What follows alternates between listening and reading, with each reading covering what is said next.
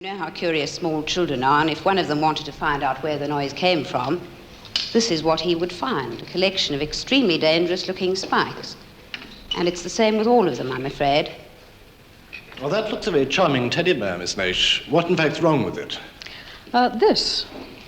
One mother found her small child sitting up in her cot, putting plastic bags on her head. Did you know that there were, in fact, no laws prohibiting the sale of dangerous toys in this country? No. Yeah. Well, any toy can be dangerous. A dart, properly used, is safe. A dart, improperly used, is dangerous. Basically, the two sides in the toy war are the safety organisations who say reform is necessary, and the toy manufacturers who say they can and do produce safe toys and don't need legal pressure to make them do so. The trouble is that many toys that are normally safe can, unless they're very strongly built like these, disintegrate dangerously in the hands of a determined child.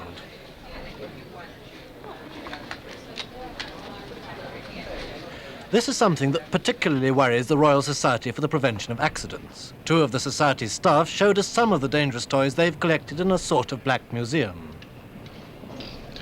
You've got a collection of 4 quite nice-sounding and looking rattles there, Miss Butler. Why, in fact, are they dangerous? Well, you know how curious small children are, and if one of them wanted to find out where the noise came from, this is what he would find, a collection of extremely dangerous-looking spikes. And it's the same with all of them, I'm afraid.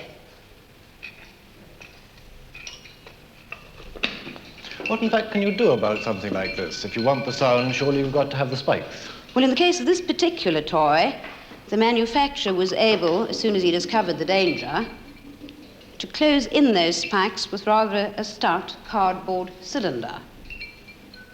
But this is entirely voluntary, is it? There's no law making the manufacturer do this. Yes, I'm afraid at present that is so. We do find, however, that most manufacturers and retailers do cooperate the minute they realize the dangers. This particular spike rattle was withdrawn from a large chain store within hours of it being reported to the directors. Well, that looks a very charming teddy bear, Miss Naish. What, in fact, is wrong with it?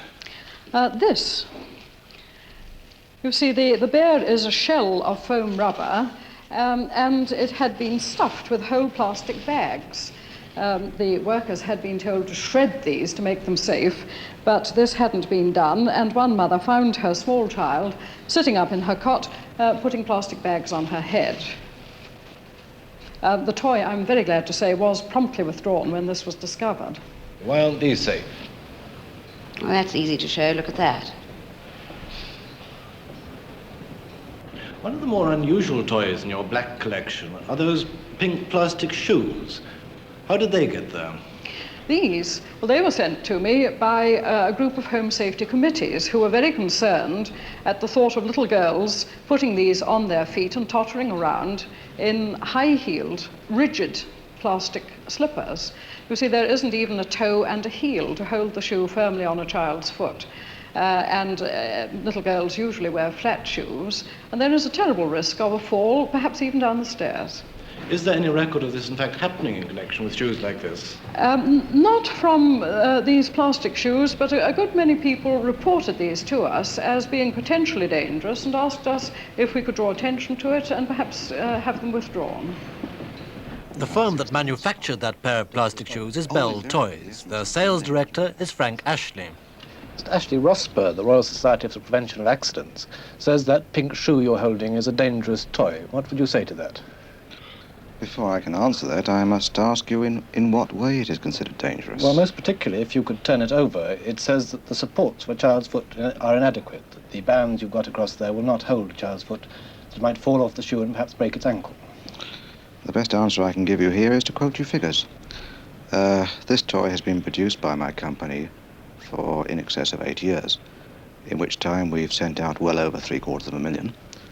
We are still awaiting, and we hope we never will receive, our first complaint from the public that this has happened. The straps, as you see, have a certain amount of give in them, but not too much. The child will not slip out of them. But they might slip enough for them to go over the edge of the shoe and perhaps twist or break their ankle, do you think? Well, once again, in 8 years, it has never happened. But it could happen, because they obviously aren't very strong, the bits of elastic on the top. Well, any toy can be dangerous. A dart, properly used is safe, a dart improperly used is dangerous. This toy is as safe as it can be made. That doesn't necessarily cover the shoes made by Mr. Ashley's foreign competitors, and it isn't necessarily safe enough. Just as the standards shopkeepers have to observe if they want to keep their good name, don't have the same force for the quick-sell street market trader. At this market in South London, bad toys weren't much in evidence. But at one street market in Islington, a safety organisation found that 33 toys out of the 42 they bought were dangerous. Some shoppers don't seem fully alive to the dangers. Do you think the toys here are more dangerous, the ones than you will find in a shop? Well, I don't think they're dangerous. These are sort of proprietary brands. Some of these stores, during the week, they do knock out dangerous toys, I should think. But, if you're careful with what you're selecting and that, I don't think you'll buy dangerous toys. What do you look for to avoid if you're trying to avoid dangerous toys? Mainly made in Hong Kong, I should think. Do you ever think some of the toys might be dangerous?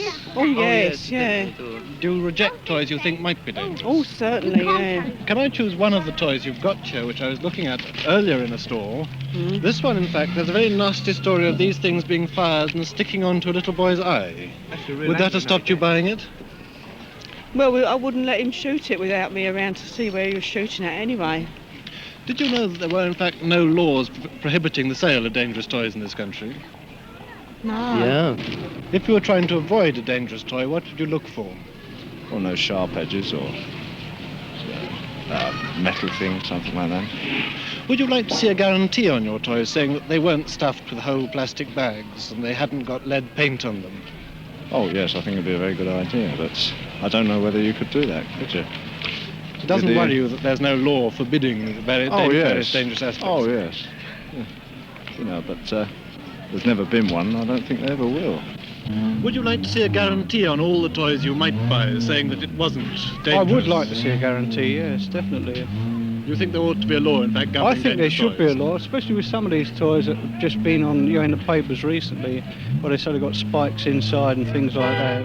There definitely should be a law. The chairman of the British Toy Manufacturers Association, Mr. Ralph Ehrman, disagrees violently, and there's no doubt he has most of the trade behind him. There are probably 1 or 2 cases of dangerous toys appearing each year. I believe that every step we can take to make toys safer is certainly a step in the right direction. There is, of course, a perfectly legal safeguard against any dangerous toy. Every member of the public has a right to sue the manufacturer for producing dangerous toys. One of your colleagues in the Toy Manufacturers Association said he resents the interference of inexpert do-gooders. I think you used the term yourself. In that case, wouldn't an expert toy council be preferable to you? Like my colleague, I feel very strongly on this subject. The Toy Council would not add anything to the safety of toys, because in no other industry has there been any need for a council in addition to the normal safeguards. There's no motor council, there is no film council, but motor cars are fully tested, and even despite the testing, occasionally you have the unsafe car, as occasionally you have the unsafe toy. We consider it our good business and good morals to produce decent toys. A bad toy is a disaster for not only the child, but also in a commercial sense for the company producing it.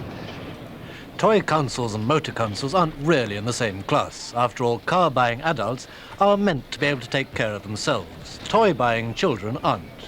Even if parents do most of the toy buying, it's the children who use the toys. And at the moment, the best and almost the only safeguard is to buy from a reliable retailer. Of course, with some toys, parents take a calculated risk. Some toys are obviously dangerous if they get into the hands of a child too young for them.